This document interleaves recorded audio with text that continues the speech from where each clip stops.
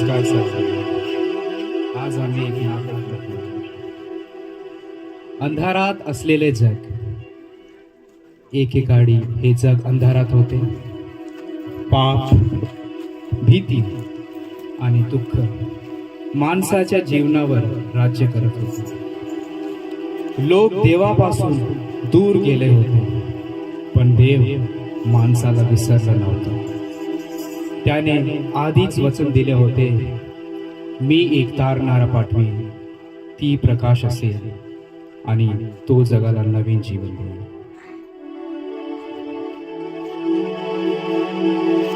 ही मरियम आहे. ही एक साधारण, नम्र आणि देवावर पूर्ण विश्वास ठेवणारी स्त्री. एक दिवस अचानक एक तेजस्वी प्रकाश आला.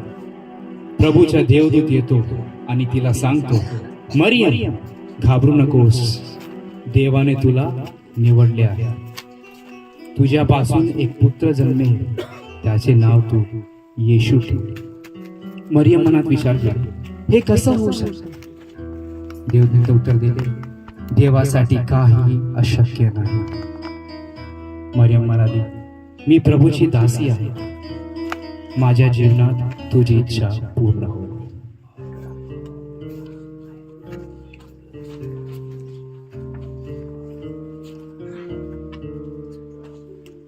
योसेफ खूप चिंतेत होता.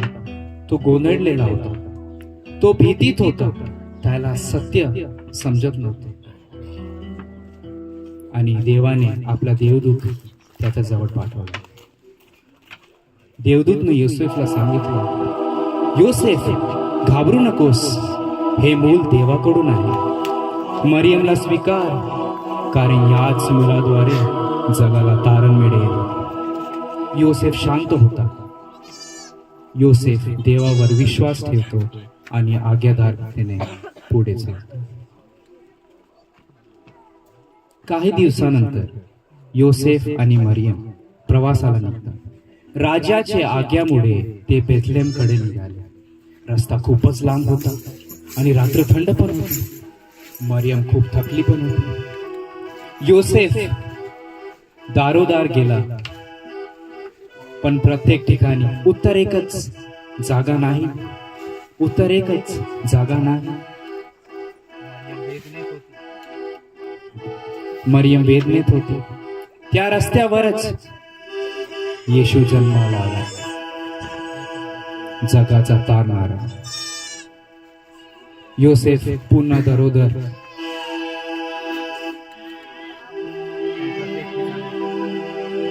एकच उत्तर, जागा नाही. शेवटी योसेफला जवळच एक गोठा दिसला. ते तिथे गेले आणि येशूला तिथे ठेवले.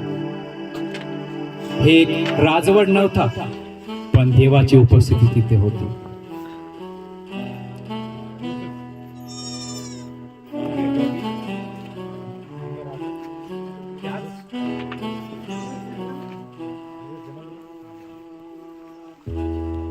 त्याच रात्री काही मेंढपाळ शेतात जागे होते. आपल्या कामेत बसून होते.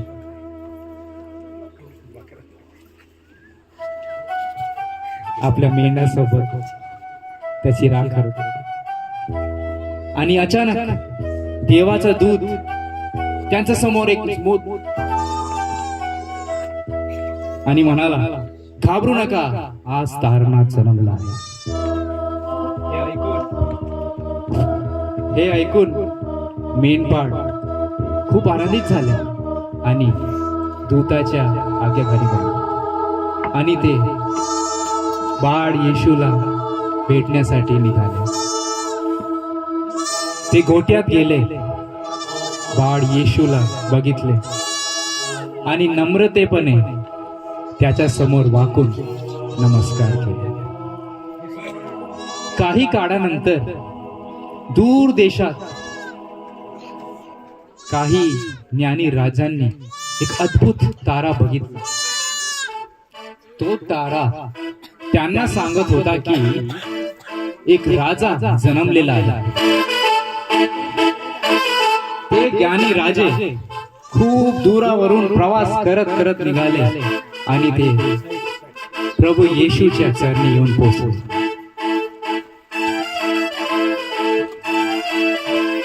राजे बाल येशू समोर आले आणि नमस्कार. एकाने त्याला सोने अर्पण केले कारण तो राजा आहे. दुसऱ्याने दूध दिला कारण तो देव आहे.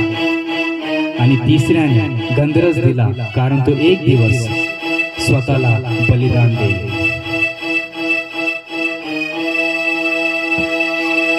हे गोष्टीमध्ये येशू गरीबपणाने जन्मला. गरीब असतो किंवा श्रीमंत, साधे असतो किंवा मोठे, येशू सर्वांसाठी जन्मला. तो आजही आपल्या जीवनात यायला तयार आहे. प्रश्न फक्त एवढाच आहे की आपल्या हृदयात त्याच्यासाठी जागा आहे का नाही.